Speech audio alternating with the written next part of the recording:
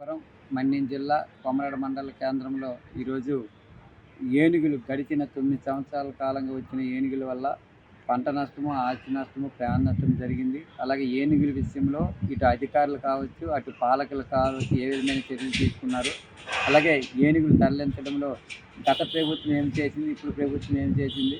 ఇలాంటి సందర్భంలో ఏనుగుల వల్ల అటు రైతులు ఎంత ఇబ్బంది పడుతున్నారనే విషయాలన్నీ కూడా తెలుసుకునే విధంగా నా యొక్క అభిప్రాయాన్ని చంటి, వెంకి అనే ఇద్దరు వ్యక్తులు వాకింగ్ చేసుకుంటూ తమ యొక్క సంభాషణ ఈ విధంగా నేను రూపొందించడం జరిగింది.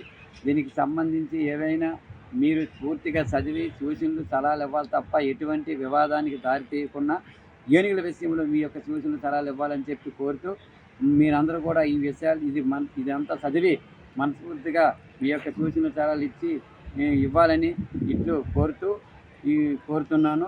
ఇట్లు కొల్లి సాంబమూర్తి, సిపిఎం పార్టీ జిల్లా కమిటీ సభ్యులు, కొమరాడ.